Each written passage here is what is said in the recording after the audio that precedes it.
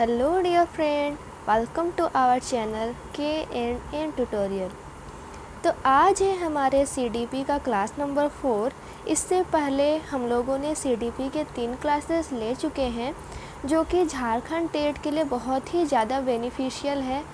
अगर आपने अभी तक उन सारे वीडियोस को नहीं देखा है तो आप हमारे चैनल पर विजिट कीजिए और उन सारे वीडियोस को देख लीजिए ताकि आज का क्लास आप लोगों को और ज़्यादा अच्छी तरह से समझ में आए। अगर आपने हमारे चैनल को अभी तक सब्सक्राइब नहीं किया है तो प्लीज़ प्लीज़ प्लीज़ हमारे चैनल को सब्सक्राइब कीजिए, लाइक कीजिए, शेयर कीजिए और आपको आज का क्लास कैसा लगा उसे कमेंट बॉक्स में ज़रूर बताइए। तो चलिए बढ़ते हैं क्लास की ओर, जो कि है हमारा क्लास नंबर 4। CDP के लिए ही ले रहे हैं इसको भी हम लोग।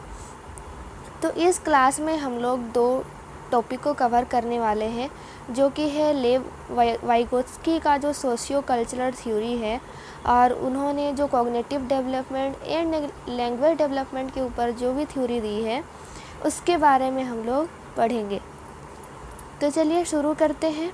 तो सबसे पहला हम लोगों के पास आता है वो है लेव वाइगोत्स्की का सोशल डेवलपमेंट का थ्योरी। अब कोई भी चाइल्ड जो होता है उसका डेवलपमेंट जो होता है वो 3 तरह से जुड़ा हुआ होता है। फर्स्ट जो होता है वो अपने कल्चर से यानी कि अपनी संस्कृति से जुड़ा हुआ होता है। उसी प्रकार से वो सोशल इंटरेक्शन यानी कि उसकी सामाजिक बातचीत, समाज के रूप में किस प्रकार के उससे उसके क्रियाकलाप हैं इस पर डिपेंड करती है। और उसकी भाषा यानी कि लैंग्वेज, इन तीनों चीज़ों पर बालक का विकास जो होता है और उसके सीखने की जो क्षमता होती है इन तीनों चीज़ों से बहुत ज़्यादा प्रभावित होती है। तो चलिए एक एक करके हम लोग देखेंगे। तो इन सब में से सबसे इम्पोर्टेंट चीज़ जिसको कि लेव वाइगोत्स्की ने माना है वो है हमारा सोशल इंटरेक्शन यानी कि समाज के साथ हमारा रिश्ता कैसा है इसके बारे में, उनमें हम किस प्रकार से इंटरेक्ट कर पा रहे हैं उस विषय में। और दूसरी चीज़ है लैंग्वेज, जिस पर बहुत ज़्यादा ध्यान लेव वाइगोत्स्की ने दिया है। तो इन दोनों चीज़ों यानी कि भाषा और समाज के साथ उसका इंटरेक्शन, इन दोनों चीज़ों के बारे में हम लोग आज पढ़ेंगे। तो जो पहली चीज़ है, लेव वाइगोत्स्की का जो सिद्धांत है वो बच्चों की तर्क और संचार जैसी संज्ञानात्मक क्षमताओं के विकास में संस्कृति की भूमिका किस प्रकार होती है उस चीज़ पर लेव वाइगोत्स्की ने पूरी निष्ठा से पूरे डीपली रूप में क्या किया है उसको प्रकाश डाला है। उसके ऊपर कुछ थ्योरीज दी है और उसको अपनी लाइफ में एक्सपीरियंस करने के बाद उसको उन्होंने एक थ्योरी के रूप में डेवलप किया है। तो इन्होंने बताया है कि जो समाज में जो होते हैं बच्चे, वो अपने से बड़े लोगों से जो भी वो गतिविधियां करते हैं उनसे बड़े लोग उनसे सीख करके वो भी उसी प्रकार की अनुक्रियाएं करती हैं। क्योंकि हम लोगों ने पिछले ही क्लास में ये पढ़ लिया है कि बच्चों में अनुकरण करने की क्षमता बहुत ज़्यादा होती है।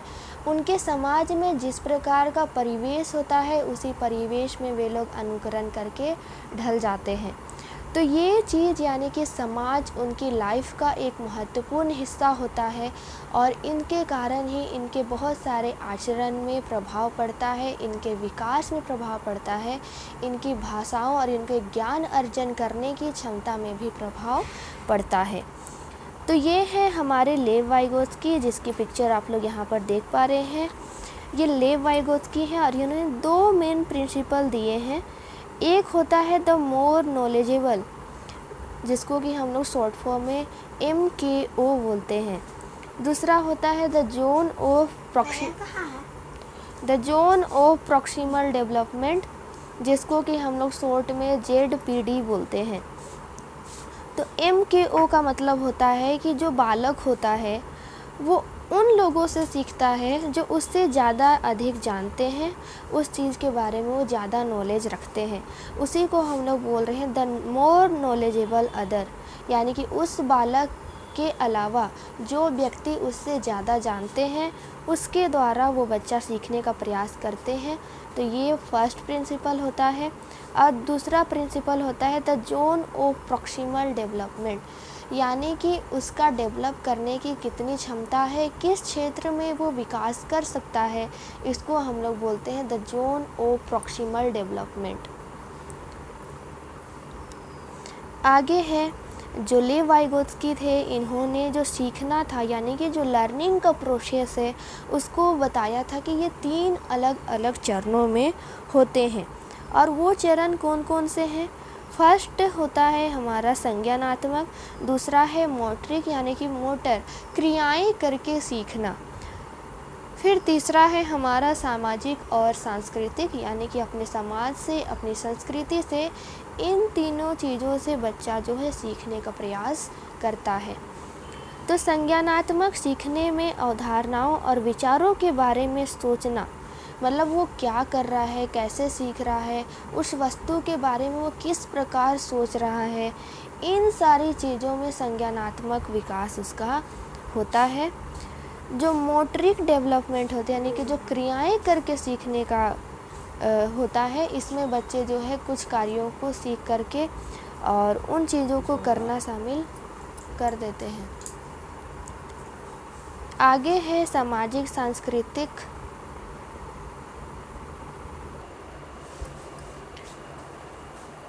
तो जो भी बच्चा सीखता है वो संज्ञानात्मक से उसकी ज्ञान की, उसकी अवधारणाओं की और उनके विचारों के द्वारा वो सीखता है। उसके बाद मोटरिक में वो क्रियाएं कर कर के सीखता है। और सामाजिक सांस्कृतिक में वो बच्चा जो है अपने समाज से, अपनी संस्कृति के द्वारा जो भी सीखता है उसे हम सामाजिक सांस्कृतिक में कैटेगराइज कर देते हैं, जिसमें बच्चा जो है बातचीत करना सीखता है, लोगों के साथ कैसा व्यवहार करना है, इन सारी चीज़ों के बारे में सीखता है। वाइगोत्स्की का जो सिद्धांत है यह सुझाव देता है कि प्रत्येक चरण जो होता है, यानी कि 3 चरण जो बताए हैं वो तीनों चरण एक दूसरे पर आधारित होते हैं, यानी कि हर एक चरण जो है वो पहले चरण या दूसरे चरण या तीसरे चरण उन सारी चीज़ों पर डिपेंड करेगा ही करेगा। कोई भी चीज़ इंडिविजुअल नहीं हो सकता है, वो एक दूसरे पर डिपेंड करते हैं। उनका यह भी मानना था कि बच्चे जो होते हैं वो खेल के माध्यम से भी सीखते हैं, और खेल जो होता है वो सामाजिक सांस्कृतिक का ही एक हिस्सा होता है, क्योंकि बच्चा खेलना कूदना अपने समाज में, अपनी संस्कृति में ही सीखता है। अपनी बात को स्पष्ट करने के लिए इन्होंने एक उदाहरण लिया। इन्होंने क्या किया कि एक लड़का जो है वो ब्लॉक के साथ खेलता है, और उन्हीं ब्लॉक के साथ खेल करने में वो बहुत सारी चीज़ें सीख लेता है, जैसे गुरुत्वाकर्षण का नियम सीख लेता है। क्योंकि बच्चा यदि ब्लॉक से खेल रहा है तो उससे कुछ ना कुछ चीज़ें गिरेंगी, और फिर वो कैसे गिर रही हैं उनके बारे में विचार करेंगे, और वे ये चीज़ सीख जाएंगे कि हमारे पृथ्वी पर एक आकर्षण बल लगता है, एक फोर्स ऑफ अट्रैक्शन लगता है, जिसको हम लोग ग्रेविटेशनल फोर्स या गुरुत्वाकर्षण बल कहते हैं। जैसे आप इस बच्चे को ही देख सकते हैं, ये जो बच्चा है ये ब्लॉक की सहायता से कुछ बिल्डिंग वगैरह कुछ बनाने का प्रयास कर रहा है। तो क्या होगा कि अगर ये ज़्यादा लंबा तक बना देगा तो इसके ब्लॉक गिर सकते हैं नीचे। तो ये इन चीज़ों से सीख सकता है गुरुत्वाकर्षण के बारे में, कि पृथ्वी के पास भी एक फोर्स ऑफ अट्रैक्शन है, एक आकर्षण बल है जो हर चीज़ को अपनी ओर आकर्षित कर रही है, जिसकी वजह से इसका ब्लॉक जो है वो धरती की ओर गिर जा रहा है। आगे है, उन्होंने यह भी प्रस्ताव दिया है कि अगर बच्चा अधिक शिक्षित व्यक्तियों के साथ रहेगा, उनसे बातचीत करेगा, उनके साथ इंटरेक्ट होगा, तो वो बच्चा ज़्यादा सीख पाएगा एक ऐसे परिवेश की तुलना में जहाँ पर उसको इस प्रकार की ध्यान नहीं दिया जा रहा है, उस पर लैंग्वेज डेवलपमेंट पर ध्यान नहीं दिया जा रहा है, उसके सामाजिक विकास पर नहीं ध्यान दिया जा रहा है। उसकी तुलना में वो बच्चा यदि किसी शिक्षित परिवेश में पल रहा है तो उसका डेवलपमेंट ये श्योर है कि वहाँ पे उसका ज़्यादा अच्छी प्रकार से हो पाएगा। तो अब जैसे मैंने स्टार्टिंग में ही आप लोगों को 2 टर्म बताया था, वो था MKO और ZPD। तो MKO का मतलब होता है मोर नॉलेजेबल देन अदर, यानी कि उस बालक की तुलना में जो व्यक्ति ज़्यादा ज्ञान रखता है, ज़्यादा जानता है उन चीज़ों के बारे में, वो उससे सीखने का प्रयास करेगा। और एक होता है zone of proximal development. Zone of proximal development में बच्चा क्या करता है कि वो जो भी उसका जोन है, उसका जो क्षेत्र है, वो अपने ही क्षेत्र के अनुरूप ही वो सीख पाएगा, वो उससे ज़्यादा वो नहीं सीख पाएगा। जैसे अगर हम चाहें कि 6 साल के बच्चे को यदि हम सिखाना चाहें ग्रेजुएशन लेवल का मैथ, साइंस, अगर हम उनको पढ़ाना चाहें तो वो अभी उस काबिल नहीं बने हैं कि उनको वो सारी चीज़ें समझ में आएगी। तो यही होता है जोन ऑफ प्रॉक्सिमल डेवलपमेंट, यानी कि उसकी आयु के अनुसार ही वो बच्चा सीख पाएगा। यदि हम उसकी स्तर से अधिक उसको सिखाने का प्रयास करें तो ये हमारे लिए मूर्खता होगी, इससे ज़्यादा कुछ नहीं। तो क्या होता है ZPD? तो वाइगोत्स्की जो है, मैंने बता ही दी आप लोगों की ZPD क्या होती है। तो क्या होता है कि यहाँ पे जो बीच का आपको ब्लू कलर का सेंटर दिखाई दे रहा है जिसमें लिखा हुआ है what I can learn on my own, मतलब हम लोग ऐसी कौन सी चीज़ें हैं जो खुद से सीख सकते हैं। जो चीज़ें हम खुद से सीख सकते हैं वो इस क्षेत्र में आता है, उसमें हमें किसी की सहायता की ज़रूरत नहीं पड़ती, हम वो खुद ही कर सकते हैं। जैसे आप लोगों को हंसना बोला जाए, रोना बोलना जाए, तो ये आप खुद ही करेंगे, आपको इसमें आपको किसी को सिखाने की ज़रूरत नहीं है। उसी प्रकार से जो सेकेंड वाला जो थोड़ा सा ग्रे कलर का दिखाई दे रहा है, उसमें लिखा हुआ है what I can learn with help. तो मैं किसी की मदद से कितना सीख सकता हूँ, जिसको कि मैंने अभी आप लोगों को बताया कि यदि 6 साल का बच्चा है तो उसका जो कार्य क्षेत्र है, जो उतना वो कर सकता है, उतने अगर कोई उसको सिखाने का प्रयास करे तो वो ज़रूर ही सीख पाएगा। तो वह क्षेत्र कहलाता है, जब वो किसी की सहायता लेकर के सीखता है तो वो हमारा जोन ऑफ प्रॉक्सिमल डेवलपमेंट यानी कि ZPD कहलाता है। थर्ड वाला होता है वो बियॉन्ड माई रिच। इसके बाद वो क्षेत्र आ जाता है जो उसकी पहुंच से बाहर है, वहाँ तक वो अभी पहुंच नहीं पाया है, वहाँ तक पहुंचने में अभी उसे समय लगेगा और उसे सीखना पड़ेगा। तो ये होता है ZPD। इतना मुझे लगता है कि आप लोगों को समझ में आ चुका होगा। अब हम लोग देख लेते हैं वाइगोत्स्की का जो सोशियो कल्चरल थ्योरी था। स्टार्टिंग में भी हम लोगों ने देखा था कि कोई भी बच्चे का डेवलपमेंट होता है वो 3 फैक्टर में बहुत ज़्यादा डिपेंड करता है। फर्स्ट होता है हमारा कल्चर यानी कि हमारा संस्कृति, दूसरा है हमारा लैंग्वेज यानी कि भाषा, और तीसरी होती है हमारी सोच कि हमारी सोच कैसी है, संकुचित है या विस्तृत है। यदि हमारी सोच विस्तृत होगी तो उसी के अनुरूप हम चीज़ों को करने में सक्षम हो पाएंगे। तो इसमें 2 चीज़ें लिखी हुई है, एक है ट्रांजेक्टियोनिज्म और एक है ट्रांजेक्टियोनल रिलेशनशिप। तो ये 2 चीज़ें होती हैं। क्या है ट्रांजेक्टियोनल रिलेशनशिप? क्या होता है? वो होता है कि पीपल जो होते हैं वो हमेशा अपने कल्चर को खुद में प्रभाव डालता हुआ महसूस करते हैं, अपने विचारों में, अपनी भाषाओं में। और दूसरा होता है हमारा ट्रांजेक्टियोनिज्म।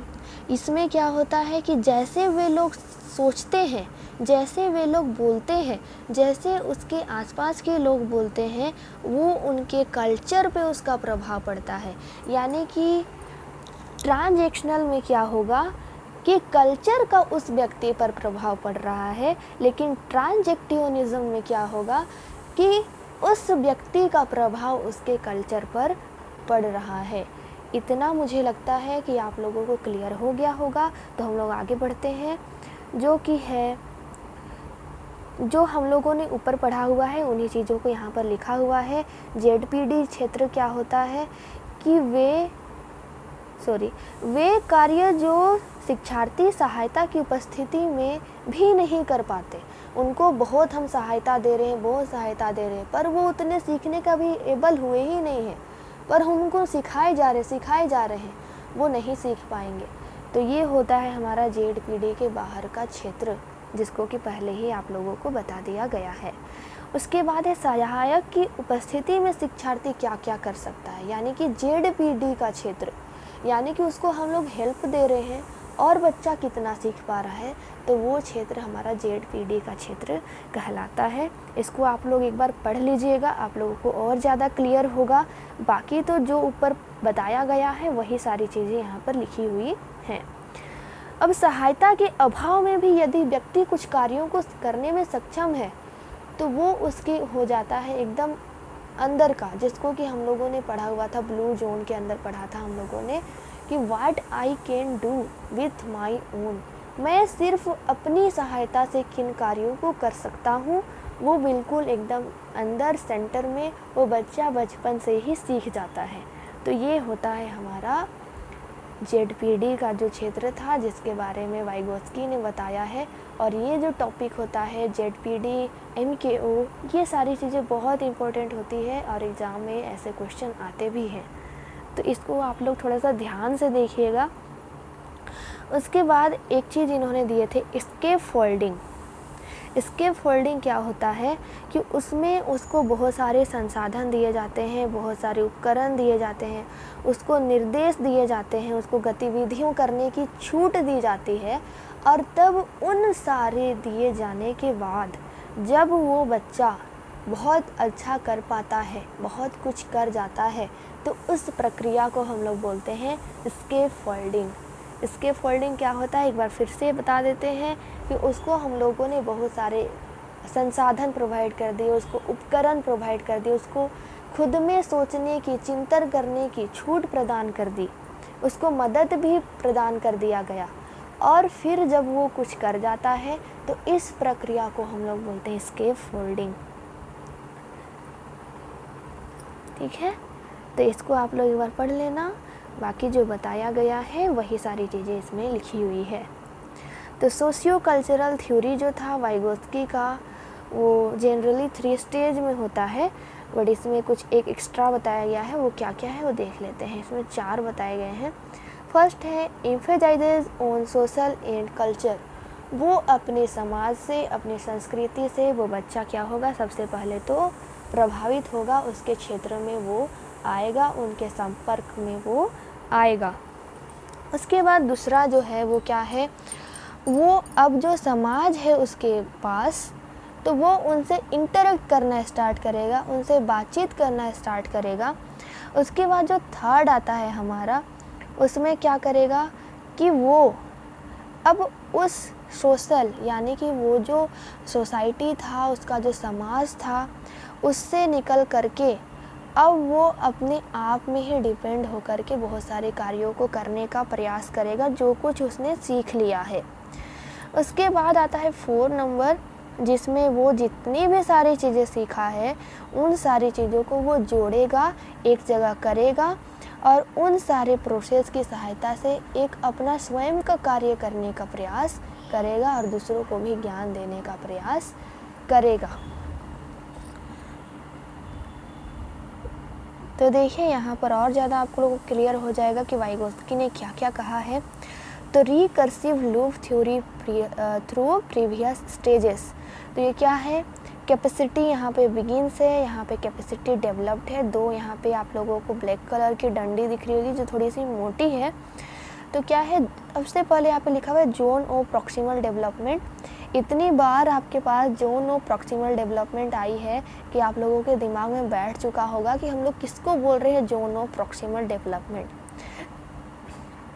तो इसमें इसको असिस्टेंट प्रोवाइड किया जाता है बच्चे को, किसके द्वारा, MKOs के द्वारा, यानी कि उस बच्चे से जो ज़्यादा नॉलेजेबल है, जो ज़्यादा जानता है उस बच्चे की तुलना में, उसको हम लोग एक असिस्टेंट के तौर पर रखेंगे और उससे उस बच्चे को ज्ञान दिलवाएंगे।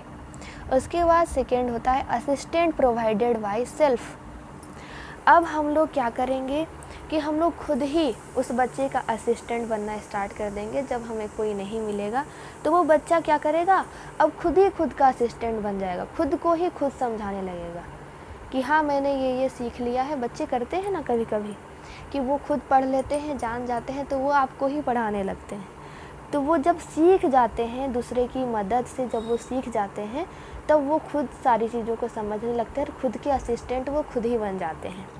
उसके बाद हमारे पास आ जाता है ऑटोमेटाइजेशन। ऑटोमेटाइजेशन में क्या होता है कि वो बच्चा जो चीज़ों को वो सीख चुका है अब वो उसको बार बार करेगा, ट्रायल एंड एरर प्रोसेस के द्वारा करेगा, बहुत सारी प्रैक्टिसेस करेगा, उसी काम को वो बार बार दोहराएगा जिससे वो उस चीज़ में मास्टर हो जाएगा। उसके बाद वो क्या हो जाएगा, वो ऑटोमेटाइजेशन में वो डी ऑटोमेटाइजेशन में आ जाएगा। यानी कि उसने जो सारी चीज़ें पहले स्टेजेस में सीखी हुई है अब वो उन ज्ञान को वो उससे जो कम है, यानी कि अब वो बच्चा मोर नॉलेजेबल देन अदर बन चुका है। अब वो बच्चा दूसरे बच्चों को ज्ञान देगा। जैसे कि आप देख सकते हैं पहले इस बच्चे को बिल्कुल भी ज्ञान नहीं था, इसको किसी मोर नॉलेजेबल के द्वारा इसको नॉलेज दिया गया, इसने ज्ञान ग्रहण किया और इसमें वो क्षमता आ गई कि अब वो खुद ही खुद को समझा सकता है। तो उसने क्या किया, जो भी उसने ज्ञान सीखा हुआ है उसको बार बार उसने रिपीट किया और वो उस चीज़ में मास्टर बन गया। अब जब मास्टर बन गया तो अब उसको टीचर बनने में देरी नहीं लगेगी, अब वो टीचर बन जाएगा और जो उसने सीखा है अब उस ज्ञान को वो दूसरों को देना स्टार्ट कर देगा। जैसे कि आप यहाँ देख सकते हैं अब ये बच्चा टीचर बन चुका है और इससे जो इसके पास जो बच्चे हैं उनको ये पढ़ा रहा है, क्योंकि अब वो उन बच्चों की तुलना में मोर नॉलेजेबल हो चुका है। तो ये जो लूप है ये टाइम बाय टाइम चलती रहती है और ये प्रोसेस कंटिन्यूअस होते रहता है। एक शिक्षार्थी और एक शिक्षक के बीच का बहुत अच्छा जो समय आ जाता है वो इसी के द्वारा ही आता है, जब वो सीख लेता है तब। अब आता है भाषा और विचार के ऊपर भी हमारे जो लेव वाइगोस्की हैं उन्होंने भी कुछ सिद्धांत दिए हैं, उन्होंने कुछ बताया है इसके बारे में। तो लेव वाइगोस्की जो थे वो सामाजिक सांस्कृतिक सिद्धांत पर बहुत ज़्यादा भरोसा करते थे और वो मानते थे कि समाज के द्वारा ही बच्चा जो है बातचीत करना सीखता है, उससे ही वो व्यवहार करना सीखता है और समाज के साथ रहकर उसका जो भाषाई विकास है, उसका जो बौद्धिक विकास है, वो दोनों ही विकास बहुत अच्छी तरह से डेवलप हो पाते हैं। यदि उसे उस प्रकार का परिवेश समाज से दूर रख दिया जाए, अकेले रख दिया जाए, तो वो बच्चा उस प्रकार की विकास नहीं कर पाता है और वो विकास से दूर चला जाता है। तो यहाँ पर जो हमारे वाइगोस्की थे उन्होंने जो स्पीच है उन्होंने बताया कि जो भाषा होती है, यानी कि जो स्पीच होती है, बोलने की जो कला होती है, वो 4 प्रकार की होती है बच्चों में। वो डिफरेंट स्टेजेस में डिफरेंट फैक्टर्स में हमारे सामने आते हैं। फर्स्ट है हमारा रिटेन। आप लोगों ने देखा होगा कि नर्सरी क्लास के बच्चों से ज़्यादा क्वेश्चन आंसर नहीं किया जाता, उनको लिखने के लिए दिया जाता है और वो लिख कर के चीज़ों को सीखते हैं। तो सबसे पहला स्टेज होता है रिटेन। जब वो रिटेन करना सीख लेते हैं, जब वो लिखना सीख लेते हैं, तो लिखने के बाद उनमें बहुत सारी चीज़ें डेवलप हो जाती हैं। उसके बाद वो ईगोसेंट्रिक हो जाते हैं। अब वो कहने लगते हैं कि मुझसे ऊंचा तो कोई नहीं है, मैं सबसे ज़्यादा जानता हूँ, मैं सुपीरियर हूँ। तो ये वाली उनमें भावना आ जाती है। फिर जब वो बच्चा लिखना सीख जाता है, बोलना सीख जाता है, तब वो एक्सटर्नल यानी कि जो बाहरी लोग हैं उनके साथ बातचीत करना आरंभ कर देता है। अब उनके साथ वो तो बातचीत कर रहा है और दूसरों के साथ उसको इंटरेक्ट करना आ चुका होता है। अब वो जब इनर स्टेज में आता है तो कुछ चीज़ों के बारे में खुद में ही मन में ही बड़बड़ाने लगता है। जैसे छोटे बच्चों को आप लोगों ने कभी कभी देखा भी होगा, अगर वो खेलते रहते हैं गुड़िया के साथ, तो वो खुद ही बात करेंगे। अगर आप लोगों ने नहीं देखा है तो अगर आपके घर में कोई छोटे बच्चे हों तो उनको देख करके आप इन चीज़ को नोटिस कर सकते हैं कि ये चीज़ें कैसे डेवलप हो रही है बच्चों में टाइम बाय टाइम। तो आगे देखेंगे हम लोग, उसमें जब हम लोग विकास देख रहे थे तो एक विकास हमसे छूट गया था जो कि है लैंग्वेज डेवलपमेंट, और हमारे लिए बहुत इम्पोर्टेंट है ये। तो लैंग्वेज डेवलपमेंट जो होता है वो बच्चों में किस प्रकार से होता है उसके बारे में हम लोग सीखेंगे। तो जो लैंग्वेज डेवलपमेंट होता है, आप लोगों ने ये सुना ही होगा कि जो बच्चे का जो पहला शब्द होता है वो उसकी माँ के लिए होता है। वो सबसे पहला माँ कहना सीखता है। तो वो कैसे कैसे माँ की वर्ड की ओर सीखता है, इसके बारे में हम लोग सीखेंगे। तो ये जो बच्चों में भाषा विकास के चरण होते हैं वो 6 चरण होते हैं। सबसे पहला चरण जो है उसको ना वेजिटेटिव साउंड बोलते हैं, जो कि 0 से 6 सप्ताह का होता है। बच्चे के जन्म के 0 से 6 सप्ताह का होता है वेजिटेटिव साउंड। इस बीच में बच्चा कुछ नहीं करता, वो उसको सिर्फ रोना आता है। उसके बाद जब वो 6 वीक से ऊपर का हो जाता है तब उसको कूइंग आ जाता है। वो कूकना स्टार्ट कर देता है। कुछ कुछ वर्ड को कूकना जो होता है, वो कुछ चीज़ों को कूइंग करना स्टार्ट कर देता है। जैसे कुछ कुछ वर्ड वो बोलना चाहते हैं, वो बोलने का प्रयास भी करते हैं, बट वो स्पष्ट रूप से उसको बोल नहीं पाते। आप लोग इसको नोटिस कर सकते हैं। उसके बाद होता है हमारे पास लाफ्टर। लाफ्टर स्टेज में बच्चा को हंसना आ चुका होता है। वो हंसना सीख जाता है और वो लोगों को देख करके मुस्कुराना, हंसना शुरू कर देता है। ये कार्य होता है जब बच्चा 16 सप्ताह का हो जाता है तब। उसके बाद वोकल प्ले। वोकल प्ले यानी कि अब वो कुछ कुछ चीज़ों को बोलना स्टार्ट कर देता है। एक अक्षर, 2 अक्षर ऐसे करके कुछ कुछ बोलना स्टार्ट कर देता है। एक अक्षर ही बोलता है, एक अक्षर का कुछ कुछ बोलना स्टार्ट कर देता है, जो आप लोगों को समझ में नहीं आने वाला। तो ये सारे वर्ड ये 16 सप्ताह से लेकर के 6 महीने तक में बोलना स्टार्ट कर देता है। उसके बाद आती है इसके बाद बेबलिंग। बेबलिंग का जो टाइम पीरियड होता है वो 6 से 10 महीने का होता है। इसमें बच्चा जो है बेबलिंग करना स्टार्ट कर देता है, जैसे बब्बा, मम्मा, ऐसे मतलब 2-2 वर्ड को लेकर के अब वो बोलना स्टार्ट कर देता है। जैसे एक वर्ड सीखा, अब 2-2 वर्ड कर कर के बोलना सीखेगा। उसके बाद सिंगल वर्ड क्या है, अटरेंसेस। तो वो क्या बोलेगा, वो एक एक शब्द अब बोल सकता है। पहले वो सिर्फ अक्षर बोल रहा था, तो वो एक वर्ड बोल पाएगा। पहले सिर्फ एक अक्षर उसके पास था, एक अक्षर हुआ, फिर 2 अक्षर हुआ। अब अक्षरों के समूह से ही शब्द बनते हैं, आपको पता ही होगा। तो ये अब क्या करेगा, अब ये एक एक शब्द बोलना स्टार्ट कर देगा, जैसे माँ, पापा, दादा, नाना, इस तरह के वर्ड वो बोलना स्टार्ट कर देगा। उसके बाद आता है 2 वर्ड अल्टरेंस, यानी कि इस एज में क्या होगा, बच्चा जब 18 मंथ्स का होगा तो वो 2 वर्ड को जोड़ना स्टार्ट कर देगा, जैसे माँ खा, पा जा, इस तरह का 2-2 वर्ड को बोलना स्टार्ट कर देगा। उसी तरह से आता है टेलीग्राफिक स्पीच। टेलीग्राफिक स्पीच में बच्चा जो है 2 साल का हो चुका होता है। अब वो कुछ वर्ड को जोड़ जोड़ के बोलना स्टार्ट कर देता है, तुतलाना स्टार्ट कर देता है। कुछ कुछ आपको बोलेगा, कुछ ऐसा बोलेगा जैसे, वो क्लियर नहीं होगा बट वो बोलना चाहेगा, वो तुतलाएगा उस एज में बस। उसके बाद आता है हमारे पास फुल सेंटेंस का वर्ड। इस एज में बच्चा फुल सेंटेंस बोलना स्टार्ट कर देता है, पूरे वाक्यों को बोलना स्टार्ट कर देता है, जैसे मम्मी मैं घर जाऊंगा, पापा मुझे कुछ खाना है। तो इस प्रकार के वर्ड को बोलना वो 2 साल के बाद वो शुरू कर देगा। 2 साल से ढाई साल के बीच में वो इस तरह के वर्ड को बोलना स्टार्ट, इस तरह के वाक्यों को बना के बोलना स्टार्ट कर देगा। तो आगे है हमारे पास बच्चों में भाषा विकास के चरण के बारे में हम लोग देख ही चुके हैं कि क्या क्या होता है उसमें।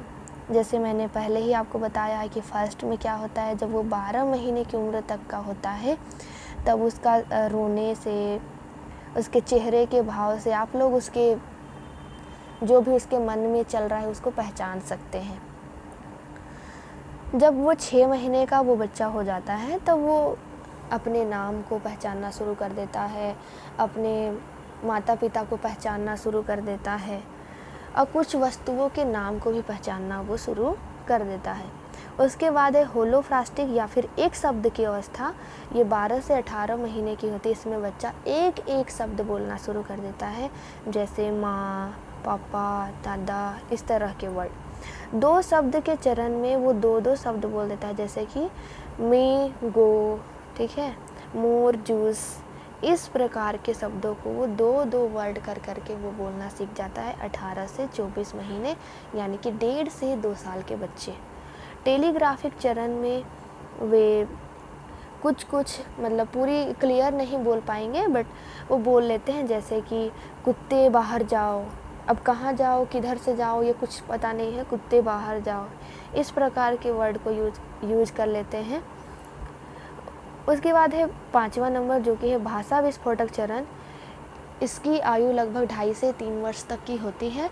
इस एज में बच्चे क्या कर देते हैं, वो एक प्योर सेंटेंस, पूरे शुद्ध रूप से सेंटेंस बोलना शुरू कर देते हैं। जैसे वो बोल सकते हैं, मम्मी मुझे खाना दो, मुझे खाना चाहिए, मुझे घूमने जाना है, इस प्रकार के। उसके बाद है स्कूल आयु चरण। अब स्कूल जाते जाते तो बच्चा बहुत कुछ सीख जाता है और नए लैंग्वेज को एडॉप्ट करना भी शुरू कर देता है। जब उसे कोई नई भाषा सिखाई जाए तो वो बच्चा सीख लेता है इस एज में। और इसी एज में बच्चे को पढ़ना, लिखना, बोलना, व्यवहार करना, कैसे रहना है, कैसे खाना है, इन सारी चीज़ों को इसी एज में बच्चों को बताया जाता है। और ये इनके लिए बहुत ही इम्पोर्टेंट एज होता है उस टाइम का। जैसे कि इसमें और एक बार लिखा हुआ है, इसको आप लोग फिर से देख सकते हैं कि 3 मंथ का बच्चा होगा तो वो क्वीइंग करेगा, जिसको हम लोग गर्गलिंग बोलते हैं, कूकना जिसको बोलते हैं। 6 मंथ में बैबलिंग करता है, 2-2 अक्षर को यूज़ करके, बब्बा, मम्मा, इस तरह का। 12 मंथ्स में वो 1 वर्ड बोलना सीख जाता है, जैसे कि माँ, पापा, इस तरह का। 18 मंथ्स में वो 5 से 40 शब्दों को बोल लेता है। 2 साल में वो 150 से 300 वर्ड को बोल लेता है। 3 वर्ष का जब वो हो जाता है तब वो 900 से लेकर के 1000 तक के शब्दों को बोल लेता है। 4 साल में वो 2000 शब्दों को बोल पाता है। और 5 वर्ष में बच्चा पूरी तरह से मैच्योर हो जाता है, वो पूरी तरह से सेंटेंस बोल पाता है।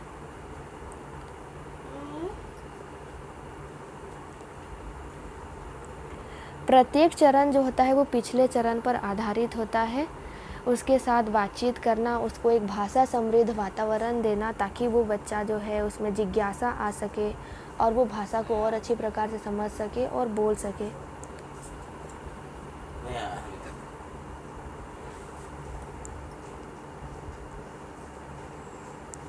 ये सबको आप लोग और एक बार देख सकते हैं। तो जो नोम चॉम्स्की थे, ये जो लैंग्वेज थे यानी कि भाषा विकास थे, उसी के बारे में बताया था।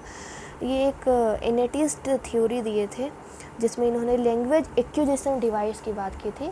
लैंग्वेज एक्विजिशन डिवाइस कुछ नहीं है, वो हमारा ब्रेन को ही इन्होंने लैंग्वेज एक्विजिशन डिवाइस कहा, जहाँ पर हमारे सामने कोई शब्द आता है तो हम वो समझ पाते हैं कि वो क्या बोल रहा है। तो वो जो हमारा ब्रेन है वो एक लैंग्वेज एक्विजिशन डिवाइस की तरह काम करता है। हमारे सामने जो भी शब्द बोले जाते हैं, जो वाक्य बोले जाते हैं, वो उसी की सहायता से हम लोग समझ पाते हैं। तो इसको डेवलप होने में थोड़ा सा टाइम लगता है, हम लोग तुरंत ही इसको नहीं समझ पाते हैं। तो children have an innate knowledge of the basic grammatical structure that is the basis to all languages. तो बच्चे जो होते हैं उनमें जो नॉर्मल जनरल ग्रामर होते हैं वो बच्चों को पता होते हैं, और उसी के सहायता से बच्चों को आगे की चीज़ें सिखाई जाती है। यानी कि शुरू में बच्चों को ग्रामर सिखाया जाता है, फिर उससे उसको सब भाषा के बारे में बताया जाता है। इन्होंने यूनिवर्सल ग्रामर यानी कि यूजी के बारे में बात किया। द क्रिटिकल पीरियड, तो क्रिटिकल पीरियड इन्होंने कहा है जहाँ पर बच्चा पहली बार लैंग्वेज को एक्विजिशन करना, लैंग्वेज को खुद में समाहित करना शुरू कर देता है।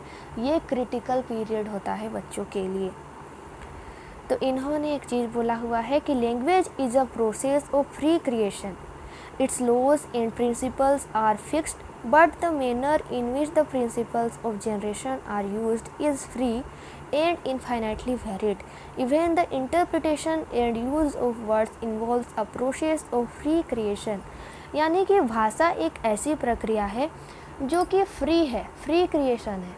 यानी कि वो उसको फ्री छोड़ दिया जाए तो भी बच्चा वो देख देख करके सीख लेगा। इसके कुछ जो नियम होते हैं, कुछ सिद्धांत होते हैं, वो फिक्स होते हैं। जैसे कि ग्रामर हो गया कि कैसे उसको सीखना है, ये ग्रामर में फिक्स होता है कि हाँ पहले हम लोग अक्षर सीखेंगे, फिर वर्ड सीखेंगे, फिर सेंटेंस सीखेंगे। तो ये ग्रामर का रूल होता है। तो इन रूल्स को फॉलो करते हुए सीखना जो होता है, ये इनके बारे में इन्होंने बात कहा। इन्होंने ये भी कहा कि जो प्रिंसिपल होता है जनरेशन का, वो अगर लैंग्वेज बाय लैंग्वेज सबका डिफरेंट होता है, वो वेरी करता है, वो सभी के लिए सेम नहीं होता। जैसे इंग्लिश का ग्रामर अलग होता है, हिंदी का ग्रामर अलग होता है, उसी प्रकार से अगर अदर भाषाओं में आप जाएंगे तो उनका भी जो ग्रामर होता है वो अलग अलग होता है। यही इन्होंने कहने का प्रयास किया है इस जो इन्होंने वाक्य कहा है इसमें। तो क्या होता है लैंग्वेज एक्विजिशन डिवाइस? तो हम लोग जो है कोई भी इनपुट हमारे माइंड को मिलता है तो वो तुरंत उसके प्रति वो रिएक्ट करता है। वो लिसनिंग के थ्रू भी कर सकता है, वो रीडिंग के थ्रू भी कर सकता है। उसको जो सिग्नल मिला है, उसके ब्रेन को जो वो समझ पाया है, उसी के फलस्वरूप वो कुछ प्रतिक्रियाएं करती है जो हमें आगे देखने को मिलता है। अब उसे अगर कुछ भाषाएं अगर समझ में नहीं आ रही है तो वो उस चीज़ में इंटरेस्ट नहीं लेगा, उसकी लैंग्वेज एक्विजिशन डिवाइस उस क्षेत्र में काम नहीं करेगी। यानी कि लैंग्वेज एक्विजिशन डिवाइस ये कुछ नहीं है, एक ट्रांसलेटर है जो हमें समझने में मदद कर रहा है भाषाओं को। तो ये होता है। तो इसमें फिर से लिखा हुआ है, इसमें देख सकते हैं आप, इनपुट जो है उसको कुछ मिल गया, कुछ बड़ों ने उसको कहा तो उसने उस सामान्य भाषा को समझने का प्रयास किया कुछ सिद्धांतों की सहायता से, जो उन्होंने ग्रामर सीखा है उसकी सहायता से। तो उसकी सहायता से वो सीखा, उसमें उसका एलईडी काम किया, यानी कि लैंग्वेज एक्विजिशन डिवाइस, उसका ब्रेन काम किया। फिर जो है वो बच्चा समझ पाया, उसी के अनुरूप उसने क्या किया, अपने कुछ शब्द दिए जिसको चाइल्ड स्पीच यहाँ कहा जा रहा है। तो आज के लिए इतना ही, मिलते हैं नेक्स्ट क्लास के लिए, मिलते हैं नेक्स्ट क्लास में। तब तक के लिए bye bye, thanks for watching.